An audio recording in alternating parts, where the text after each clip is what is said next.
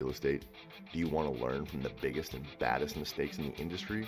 Then welcome to Learn From My Mistake, the podcast that brings you real estate professionals from all over, sharing the biggest blunders and how to avoid them. I'm one of your hosts, Jake Remillard, and I'm joined by my partner, Marie Baginski. We're here to give you the inside scoop on what not to do in the real estate game. From brokers to investors, we've got it all. We're not just here to tell you about our guest failures, though. We're here to help you learn from them so you can make the right moves when it counts. So buckle up and get ready to hear some juicy stories and expert advice you won't find anywhere else. This is Learn From My Mistake. New episodes drop every week. Don't miss out. Learn from my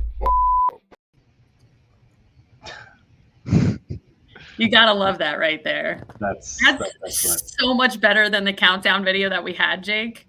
Yeah, but I kind of missed like the triumphant war victory music. It really got me in the mood. You like the war music? The music that we used to play, TJ, it was literally like we were going into battle. It's something you'd like hear on Game of Thrones right before they're going. It was like this like very. Well, you look like you've got like the Yukon Jack flag behind you, like you're from London going on. Okay, so this room, we had moved my son out of his like baby room, out of the nursery, and we let him design this room and choose colors. So that is this lovely red and blue wall that he wanted. And then once COVID happened, my office was like out in the hallway, and I was like, this is not working. I need like a room with the door. So we moved him back to the nursery, to the small room, and I took our guest bed and my desk and moved it in here because it was bigger. But yeah, I still have this lovely background. Perfect. All is well. Anyway, so all right, this is now our 5th episode, so hopefully everyone knows me, Marie Baginski, and my partner, Jake Remillard, but you probably don't know our guest this week, TJ Cremines. So, TJ, why don't you give everybody just a little intro, tell them what your history is and what you're doing nowadays in real estate. Sure. You've been in the game for a while. Yeah, for a little bit. So my name is TJ Cremines. I live in Kalamazoo, Michigan. I'm halfway in between Detroit, Chicago, for just a reference point there. I started in real estate as a title insurance agent. So I was working with investors, lenders, developers, attorneys, trying to bring in their deals to do their title insurance work, and quickly decided I loved real estate. I hated the idea of watching, kids at that point, younger than myself, make a ton of money on real estate. And I didn't understand what I was missing. So I took some time off, and I learned from a mentor who got me really interested. Spent a few more years in corporate America before I decided to do it myself. Left corporate America, jumped into real estate with the idea I was going to do some like fix and flips because I thought it was like fun and sexy side of real estate. I think my wife wanted to be Joanna Gaines, and I wanted to be friends with Chip Gaines. So that was kind of the where that was going to be. And every time I bought a flip or finished a flip, I bought a rental, and it continued to go. And I was like, man, I like the rental side of this way better than I like this active side. Yeah. And so I set a goal. I went to a conference in 2019. I set a goal to buy 50 units in 2020. We bought 232 units, then 300, 400. It grew to 500 until we're at where we're at now, where instead of me raising money for deals, I raise money for my fund so we can go out there, deploy properties or deploy money for larger properties quickly to be able to capture, some discounts, direct to seller marketing, and mostly, if not exclusively, in multifamily. So I'm a multifamily operator, owner, syndicator, and I love this game. So I won't leave. I actually just got done playing a game of Monopoly with my oldest son, and he realized that what I do is sort of a game of Monopoly in real life. So nice. I think we've got another generation of real estate investor coming behind me. So that's fantastic. Very nice. So for anyone who's listening, give us a little, just go into a little bit more detail on what that was like for you transitioning from, some single family fix and flips and single family rentals and jumping into those big multifamily deals, right? Yeah. Any lessons learned there or mistakes you made on that journey? Yeah, quite a few. So, I didn't know what I didn't know, obviously, right? And I thought that what I knew was enough to get me to where I needed to be. And for the most part, that was right. I had a good mentorship program that I was in, really good investors and mentors that I learned from and kind of bounced ideas off of. But a bit of what I did was, I'm a prideful dude. And so I was like, I got this. Like I can navigate all of this. But what I didn't realize that was like exactly how on our first deal, how like the syndication process worked, right? So I was always used to like JVing, and I would find someone that had some money and I'd bring them in and we'd split the equity and we'd, break down cash flow and go from there. And it's generally similarly the same scenario, but I didn't realize that there was the world of syndication out there where I could basically pool all of this money together for the purpose, protected by, a PPM, a private placement memorandum, that was going to allow me to like buy these large properties in quantities, like massive quantities, and grow a portfolio that on essentially using other people's money. So I just got the idea. I was like, man, I just need to raise as much money as I can and grow as quickly as I can, because then I can make, a couple $100,000 a year passively, maybe more, and never have to worry about working again in my life. And though that still stands true to today, I grew so quickly. I did not know what I did not know, and it damn near ruined my entire journey. We closed on our first deal. I had to raise $1 million for our first deal. We did that. It took us a little bit, but we got there. We closed the deal. But what I should have done was kind of focus on that first deal, learn the ins and outs, from the lending, right? From the lending aspect, we were just happy we got a lender to lend us on our first, multi-million-dollar deal. I didn't even shop it around. Ultimately, I would have bought the deal 100 times over. I would have bought it differently. But now looking back, and if I knew what I knew now with our environment, I actually bought it really well with how it all works out. But planning to buy a multi-million-dollar property when it was my first one, with other people's money, not having a property manager in place, not having a lender in place, not having the investors in place, not having an attorney or an accountant all lined up in place was daunting. But I kind of lost track of that because I was raising so much money. We raised $1 million. By the time I was closing, we raised $1.5 million. And I couldn't use that other half, that other 500K. So it's like, well, I've got 500K, let's buy another one. And then I was raising money for that one, and I raised more money, and I bought another one, and then I bought another one. And I was like, shit, I lost track of the first one and the second one. Yeah. And I really feel like it was detrimental to my relationship with my investors, because the things that I promised in the beginning of how things were going to go, I lost track of because I was worried about the big picture now. I was worried about, 200 plus units, not that 48 units that I bought initially, and then that 60, and then growing from there. So, I think back to that, and would I have bought these properties again? Very likely. I 100% would have bought them differently. But the most important thing to me is to be the best fiduciary I can be to my investors. And I'm not too proud to admit it now. Like, I feel like I dropped the ball with that. And I think that was detrimental to now my long-term growth of being able to go back to them and being able to achieve, even greater things, today. So. Yeah. So, I mean, this is a Learn from My Mistake podcast, right? So we definitely want to deep dive into those mistakes. If you're willing to go there, what was that like for you? Was it just like you were growing so fast and trying to acquire the next one and the next one that you just didn't have good relations with those investors? You didn't have good open communication. You didn't maybe hire enough people to kind of manage those projects as you were going. Like, describe that a little more. Which one do you want to get into? All of the above. It's like all of the above. Yeah. And here's the thing is like, first off, I love what you guys are doing with all of this, because I've said for the longest time, you go on Instagram, you go on Facebook, and you see all of these really, like, everyone's super successful, right? You got the Codys of the world and the Paces, yep. and they always talk about the advantage, like Vina, right? Like, she's great. Yeah. I've seen Vina now talk about these red flags and things that popped up. And I love that, because I think people learn more from the BS that happens and everything and all those negatives. I would love to see that more from those big name people, because I think there's a picture painted in the world of real estate that it's, get rich quick, or, it's rainbows and butterflies all the time. And I'm telling you, it's absolutely not.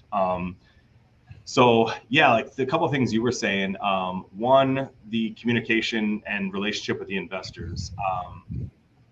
I lost track of it. Like I just, I made promises that it was going to be quarterly meetings. I didn't have time for quarterly meetings because I was worried about raising money for the next deal and continuing to grow. So I became really complacent in my journey of where I was heading, without the care of the people that got me to there in the first place. So there's a lot of reconciling the past couple of years of like how things were going to go and how things are going to work. And, I appreciate, for the most part, we have investors that are understanding that we're like, hey, we got paid, we're good. We wish we heard more from you, but like, change it now, fix it now, and we'll be better for it. So, we definitely started looking at that.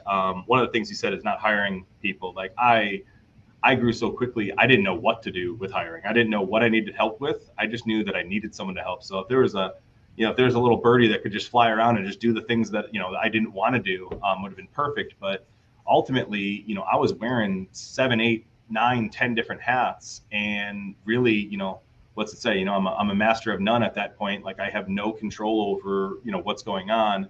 I'm separating my time. 100% of my time is divvied down to 10 different things, and they're getting 10% of my attention, right? Right. And at that point, I feel like you're just putting out fires, right? It's like I have to now devote the time to the one thing that needs my attention right now, but I'm not really running an organized business by any means, right? Yep. And one of the things that really, really changed sort of that mindset for me was I like most men, outkicked my coverage for sure. I married someone way better than I deserve. And she said to me one day, it's really nice that everyone gets the best of you all the time, and that you love your job, and that you devote yourself and you're passionate about all that. But I'm really sick and tired of us getting the rest of you, right? And I was like, didn't even think about juggling that ball, right? Like how, what was I going to do with all of that? So it was kind of interesting, because we went from, really humble beginnings. There was a time within the past 10 years that my wife and I had $12 to our name. Wow. That sucked, right? And then that took off to now where we're at right now. So it's just, it's a lot of juggling, but like I'm getting really good now at, time blocking, having a structure in place that is going to allow me to grow, allow me to knock all the things that I need to knock out. And we started hiring the right people now. So we've got acquisition managers looking for deals. So I'm not spending time looking for deals. I've got someone that is doing kind of the due diligence and the busy work for us. So it kind of lets me be more outward facing and handle those things that I feel super confident in. So. Yeah. So did you learn like, okay, this is my strong suit? Like, obviously you were able to raise money very quickly. Is that one of the things that you still handle personally? Yeah, it is. So I love that. And that's kind of where, like, at the end of the day, I feel like the buck stops with me. So like, if I'm going out there and talking with the investors, like I want to be the one that's raising the money and talking with the investors. And there's a lot of things that go in between, raising the money, closing the deal, and then the reporting and everything that goes from there. So I had to find those little pieces, little tiny things that people can kind of take off my plate that, I could do, but I just wasn't good at, or that it was taking me so long to do that, everything else was harmed, I guess, in that sense. So, I love the raising money side of it. I love the negotiating the deal. I love, when we raise the money, the outward facing towards the investors, not always easy. You definitely have to be thick-skinned and be ready to, take it on the chin when you're talking with them. And, it's a fun little process, but man, I wish I knew what I knew now. Right. So. Yeah. All right. So Jake, you disappeared for a minute there. I'm assuming you just closed out a tab because you had too many tabs open, and you're the tab Nazi. So you get very annoyed when you have too many tabs open, and you were like, oh, oops, I just closed out. No, actually, we lost internet. The entire house went down, but we're back up. I just reset the router. We're good to go. But I just want to say, like, I was really kind of relating to what you were saying, TJ, where I'm kind of, bringing in the newer investor perspective to this podcast. And like, I've definitely, even recently, had to turn down some opportunities and some offers just because I'm kind of getting to a point where I realize I'm understanding I didn't know what I didn't know, to kind of quote you, and definitely have gotten to that point where I'm a little overextended and some things have started to suffer for it. So I think that's a really great mistake to touch on, because it's going to be one that if you're listening to this and you are newer, if you can just get a little introspective and think about all the things you're trying to take on and what's suffering because of that, because you think one opportunity after the next is just going to be better and better and better. It's just super powerful, I think. So thanks for sharing that. Well, I think it's really important, like, you're building a business and you're trying to build up something special, to have that look back to your why, right? Something that I did was I started, it was called a VTO, so like a vision traction organizer. And one of the things that was really important to me when I look back on it, and our very first one is humorous, because like my 10-year goals, we achieved in like a year and a half. So like, they say, dream big, right? And like, I didn't dream, I thought I was dreaming really big, man, but it took off like a bat out of hell. But one of the things on that VTO, the very first thing is your core values. And, it's 5.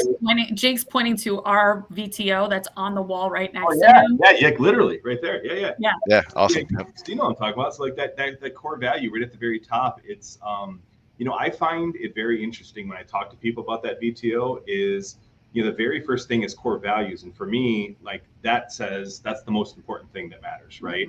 And I don't negotiate with those. And I mean, like, wholeheartedly, if what I'm doing today doesn't fit all 5 of my core values or my listed core values, I'm not going to do it.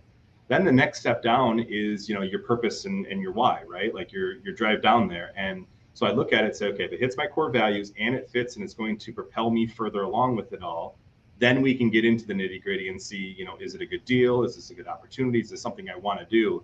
And I lost track of that. Like, there were just things where, like, for instance, we turn down money now because the investor doesn't fit the core values for us. What that means is we currently have investors that don't fit our core values. And I am regretting that constantly with everything. So, I look back on kind of how it all is, and hindsight being what it is, right? We've done this completely differently, but I'm happy with where it's taken us. We've learned a ton from the whole process. Now it's just making sure we don't make those same damn mistakes, and when we continue to grow, we grow at a pace that's manageable, that is still towards our achievement of our goals, but in a manageable rate, as opposed to this massive exponential growth that we took off with it. Yeah. So elaborate on that a little, TJ, as far as like, I think you've made some good points on what some of those big mistakes were, but like, and you've just mentioned, I would do things differently. So give us maybe 1 or 2 specific examples of like how maybe the VTO made you recognize and be like, I'll never make that mistake again. Right? Like, what's 1 or 2 of the top ones that you're like, I 100%, we implemented this, moving forward, we'll never make that mistake again? Yeah. So just certain things in there. So the way that we raise money, there's we raise money Reg D. So we have Reg D, 506B, 506C scenario. So we are primarily a 506B fund, and 506B opportunities. And loosely, I would say B stands for buddy. So it's less accredited investors. It's more of a sophisticated investor. But I was hungry for the money. I was hungry for raising the money and bringing it in so I can get this deal done, right? But what I didn't do with that, and shame on me, is I really didn't vet the investor out to the point of, can they afford to be in this deal? I know they want to be in this deal, but can they afford to be in this deal? And what I mean by that is, we will never take someone's last $25,000, right? Their last $50,000. So our minimum now is $100,000. If you have $100,000 to invest, like my hope would be at that point that you probably have savings, and you have other things set aside, right, that you'd be able to go into. So what when we did do that, we were dealing with maybe investors that were a little twingy, whether or not like they wanted to get in, but they really liked the idea and they were really chomping at the bit. And because of that, because it was their hard-earned money, not to say that their 100, 150,000, 200,000 isn't their hard-earned money, but it was their last bit of money. I'm fielding phone calls daily, weekly from them. And it's taking a lot of time because they want their hand held through all the process. And that's not what makes a passive investor. A passive investor is, by definition, someone sitting back, kind of collecting that money and going from there. Now, I also recognize the fact that like they're sort of giving a blind trust into our process, who we are, and what we're doing as well. So I have to take it with a grain of salt. They're checking in, they're making sure that their money's safe, which is their right to do so. But when it's their last little bit of money, it means that much more to them, right? And that, I guess, is a good thing and a bad thing. And where I like to take it is the good thing is that we've implemented the systems now where we have a very detailed what am I looking for? Like a onboarding for them. If you're going to be an investor, okay, well, how much money do you have in reserves? Most people go, well, I don't want to talk about all that. Well, okay, well, I can't in good faith take your money then, because I don't know what you may or may not have on the back end as well. And I'm not asking you because what could you invest on the next deal, or hey, you only committed 100,000, can you commit 250 because you say you have it? That's not the point. The point is that I want to know that I'm not taking Marie's, I'm not taking Jack's last $25,000, right? I'm taking what they offered and what they feel comfortable with, and they have the knowledge that it could all be gone. They have the knowledge that it might not be rainbows and butterflies. And I've done my job then as a fiduciary, giving them the knowledge that they need for everything. So, yeah, no, that's huge, and I think it goes back to even those core values, right? So you're like, you want to make sure that your investors' core values align with your core values. And that's one of those things that if they're giving you their last 25K for you to invest because they want those monthly or quarterly payouts, right? Like, they're probably not your favorite investor at that point. Well, and to that point though too is like that money, because it matters that much more to them, every little thing is scrutinized, right? Every little thing is looked at, and combed through with a fine-tooth comb. It's stared at with a magnifying glass. And I have nothing to hide. That's not the point. The point is that it is so intense that it causes more problems than it was ever good for me to bring their money on in. And also, with that being said, is like I don't want to discourage someone wanting to invest because it may or may not be their last dollar. But when I look at my core values, one of the things for me that's important is like I don't want to be the person at the end of the day that caused a downfall for you and your family. Everything that I do has the word legacy in it, because if you're invested with us or you're investing with us, we want it to be a vehicle to leave a long-lasting, wealth-leaving, legacy behind. And I think that someone that has that sophistication and has that knowledge and that education in it understands, that there is risk to any investment, right? But that the upside for most people outweighs that downside if it's the right investment. And we just needed to do a better job of educating those investors to make sure that they were the right fit for us, the right opportunity for them, and that it was going to be a win-win, not just one-sided transaction. Yeah, that's great. And I think that's also something that, newer people would focus on is like, because I know me, I did the same thing when I did my first deal. It was like, I'm going to use other people's money, and I didn't care how I got it. I'm going to put this thing together. I have the deal. Where's the money? So it wasn't, I definitely didn't vet anybody. And I didn't receive like a level of scrutiny quite like you're talking about. I was very fortunate with my first private money lender. But I'm also curious, since we spent so much time talking about it, TJ, if you're willing to just kind of share what your core values are with some of our listeners that might be wondering, what are the core values of somebody like yourself that has been able to achieve so much? Sure. Yeah. Primarily what we look for, is a good moral compass, right? Like we want people that have a good integrity, good morals that are backing them. I'll joke around without getting super specific, but like someone that I'm going to be able to have a friendship with, that I'm going to build a relationship with. And that relationship doesn't have to be business. It can just be literally, a friendship that I can go out and have dinner with you. I can have drinks with you. We take investors and we hope to make them friends, and we take those friends and hopefully make them families. So, at the end of the day, I want to be able to, sit down and have a drink, have conversations with you that are difficult, because I feel like those people that are engaged in real estate, everyone has different political beliefs and political stances, knowledge base and all of that. And you learn from the masses coming together. And I don't have to agree with you, but the more I understand your side of things, the better that I realize maybe my side is flawed in some scenarios. So that's an aspect of it as well. The moral compass thing for us is, again, we don't want to go to bed with someone that is going to make make us question our business and our ethics and all of that. So we've turned away money simply because of the way people were acting in the vetting process, that we knew it was going to be a nightmare. And we knew that just, not too detailed because I don't know if they're going to listen, that there's a lot of political minutia behind them that created a lot of issues. And I was just trying to think, big picture. It's like, man, I'm doing this for my two little boys, man. I've got a 6-year-old and a 4-year-old.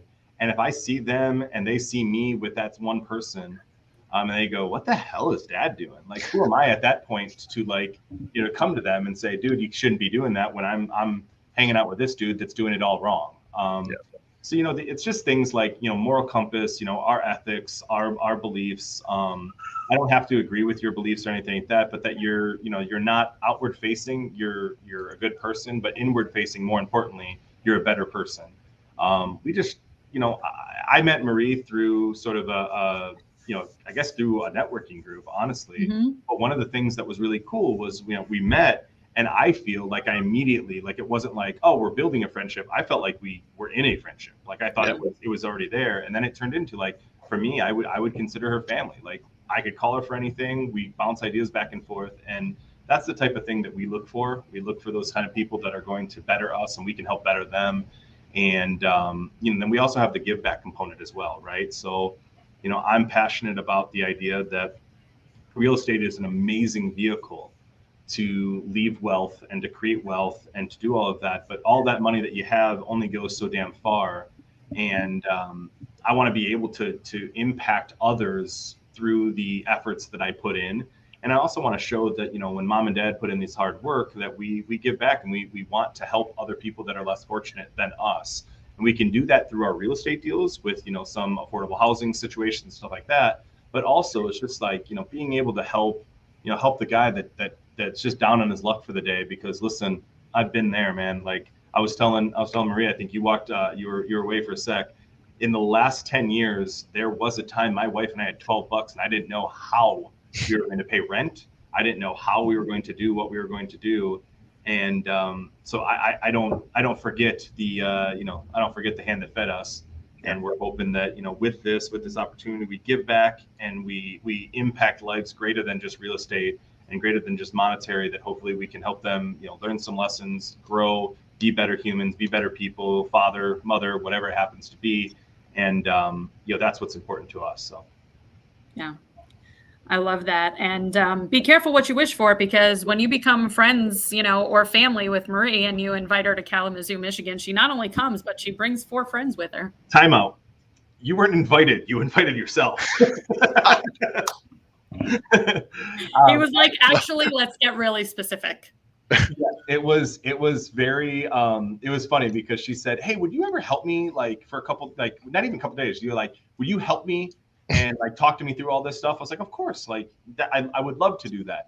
All right, well, I was like, no, I really want to get behind the curtain and see exactly what you do in your office for a couple of days. And he was like, sure, that sounds fine. Sure. And she's like, yeah, me and 4 friends booked a flight. I'm like, oh, okay. To Kalamazoo, Michigan. Yeah, it was funny because it was like, everyone showed on up, and my wife says to me, she's like, you are a glutton for punishment, because what the hell did you sign up for? And my favorite part is I'm sitting here one day everyone's sitting at my conference table. I'm standing like right behind right here, and I'm sitting on that desk, like just sitting there. And Marie is just berating me with questions, right? And I don't mean that in a bad way. Like she's hammering down, like she's trying to get really nitty gritty. I came prepared, Jake. Okay, so think of any new investor right now that you're like, I want to start investing, but I want, like, I have so many questions. So I had like a spreadsheet full of questions. Yeah. So I was like, okay, it's fair game, right? And he was like, fair game. So I was like, let's go. But people that are willing to do that though, like it's such an abundance mindset, and it's so like from the perspective of like the Marie or the me or something that came to that office, like, oh my God, how much does that change the game? You know, being able to have that happen. Well, and then that kind of leads into this, and this is not a pitch at all, but like I was sitting there doing all of this, and I was thinking I had a mentor of mine and a coach of mine, like, you're helping all these people out and you're complaining about not having time. And I was like, yeah, but like I'm trying to like make it all better. Like I'm trying to help these people. I was like, well, pick a select few that are in, right? And like, you know, the Maries that were in the beginning, like I'll take a phone call any time of the day from her to help her out with whatever it happens to be. I mean, hell, you guys called one time to talk about syndication and like raising the money and what that would look like. I think we sat there talking for forever. And my wife's like, how was that? I was like, I'm rejuvenated. I'm ready to go. Like that was fun. But what was, I started basically like a program to help people learn how to do all this stuff. And I got thinking when I first started, for Christ's sake, I mean, you guys know these programs are like $50, $60, $100,000. Yes. I didn't have that. I had $12 to my freaking name, man. Like, how the hell am I going to do that? So I started something sort of affordable that people can kind of get in and learn. And it's kind of fun. It's like, it's kind of rejuvenated my sense of everything, of learning my processes and fine tuning our processes, because other people are coming in wanting to learn, wanting to gain this knowledge and propel them forward through multifamily. And we're happy that we can be there to kind of help with all of that. So it's been fun. Yeah. So we're going to wrap up here soon anyway. So do tell us about that. I know you didn't mean to come on and talk about that, but it is multifamily specific, right? So just tell us a little bit about what your program is and how people can get in touch with you for that if they're interested. Yeah, I mean, if they're interested, I mean, they can reach through, they can go through yourself and you can introduce us, or they can directly come to me, Instagram, Facebook, LinkedIn, whatever it happens to be. We call it the Multifamily Millionaire Mindset. We basically we have a one-on-one coaching and then group coaching. We meet every week to talk in a group, just talk multifamily, all things. Every other week, there's a guest speaker that comes in. So we talked self-directed IRAs. We had somebody come in that is a structural engineer. We had somebody come in that was talking high level about raising money in a fund through their network. Also raising money from generally soliciting as well. So a lot of just different people that come on in. We talk real estate. We analyze deals together. We share information back and forth.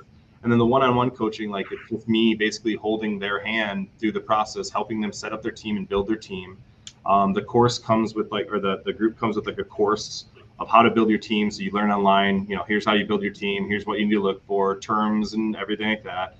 Everything from analyzing a deal to closing a deal to raising money to all things considered. So it was just, it's something that we thought was important that, my coach said to me, be the person you wished you were 5 years ago, or that you had 5 years ago rather. Yeah. And I was like, that's great. But those people were making $100,000, for each student coming through. He's like, then don't charge $100,000, do it in a manageable way.